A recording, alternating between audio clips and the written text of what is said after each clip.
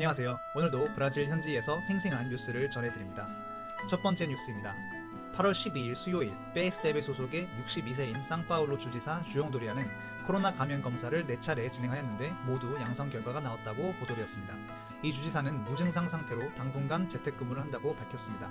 도리아 주지사는 모든 것이 지나갈 것이고 치료약이 곧 개발되어서 브라질은 안전해질 것이다 라고 하면서 12월에 중국에서 개발한 치료약 1,500만 개가 수입될 것이라는 소식도 함께 알렸습니다.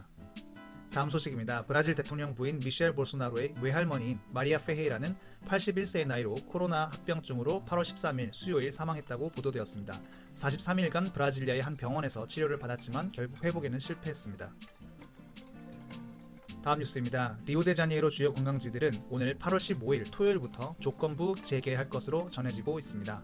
코로나 사태 이후 몇 달간 운행 중지했던 꼴코바도, 펑지아수카, 파이네이라스, 아쿠아히우 그리고 히오스타는 이미 7월부터 재개 허가를 받은 바 있지만 자체적으로 시기를 조절해온 것으로 알려졌습니다.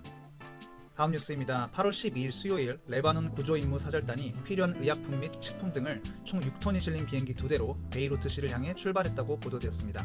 앞서 뉴스에서 전해드린 바와 같이 레바논계 브라질인 전 대통령 미셸 테멜은 이 사절단의 총괄 관리를 맡고 있습니다. 다음 뉴스입니다. 브라질 경제부 장관 파울루 게지스는 브라질 재정 상태에 대해 우려를 표출한 것으로 알려졌습니다. 현재 행정부는 볼소나로 대통령의 명령으로 연방정부 재원 지출을 제한하는 법안인 떼토지 가스토스를 위반하게 될 것이라고 했습니다. 그럴 경우 볼소나로의 퇴진 가능성이 높아질 수 있다고 우려한 것으로 알려졌습니다. 이는 게지스 장관이 하원 의장인 호드리고 마이아와 빼빼 당대표인 알투르 리라와 가진 회의 후에 한 인터뷰에서 발언이었으며 현재 국회에는 투자 및 경제 활성화를 이유로 들어서 지출 제한 법안을 반대하는 의원이 많다고 밝혔습니다. 다음 뉴스입니다. 브라질 경제부 민영화 특별 책임자인 살림 마타르와 행정서비스 개선 특별 책임자인 파울루 우에벨은 각각 사퇴하였습니다. 현 행정부의 비효율적인 국영기업 민영화와 그에 따른 민영화의 저조한 속도에 불만을 표했고 행정부 내 개혁 역시 더디게 진행되고 있음에 불만을 표했고 이대로는 실패에 가깝다며 사퇴했다고 전해졌습니다. 다음 뉴스입니다. 미주개발은행 IBD는 브라질 코로나 관련 추가 보조 지출과 기본 사회복지 프로그램 지원을 위한 10억 달러의 구제금융을 승인했다고 발표했습니다. 10억 달러 중 4억 달러는 국민들에게 매달 600케아씩 나눠주는 지원책에 사용될 것이라고 설명하였습니다. 브라질의 대표 사회복지 프로그램인 볼사 파밀리아에는 2억 달러를 지원하여 약 50만 개의 가구가 혜택을 받을 예정이고 나머지 4억 달러는 재정부가 직접 실업수당 등을 지원하는 정책에 사용할 것이라고 발표하였습니다. 시청 입찰 과정에서의 비리 혐의로 8월 12일 리우주 행정검찰청은 경찰과 협력해서 성주정도 메리치에서 대규모 압수수색을 진행하였습니다.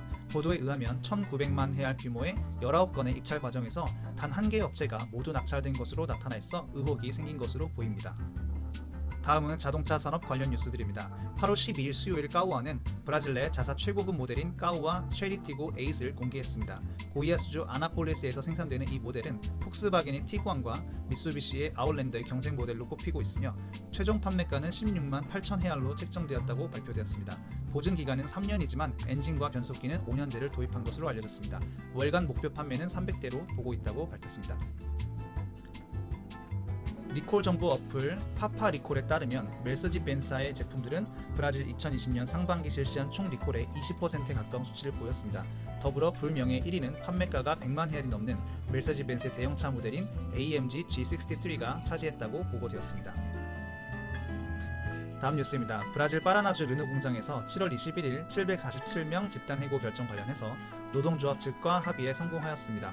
공개된 합의 내용에 따르면 재고용된 직원들은 자진 퇴사 프로그램에 가입해서 추가 복지 혜택을 받고 퇴사할 수 있거나 현재부터 5개월간 유직 기간을 거쳐 일시 해고 조치를 취하는 두 가지 방안을 마련했다고 전해졌습니다.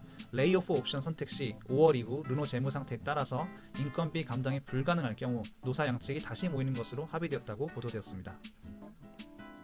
오늘도 브라질 뉴스를 들어주셔서 감사합니다. 좋은 하루 되시기 바랍니다. 감사합니다.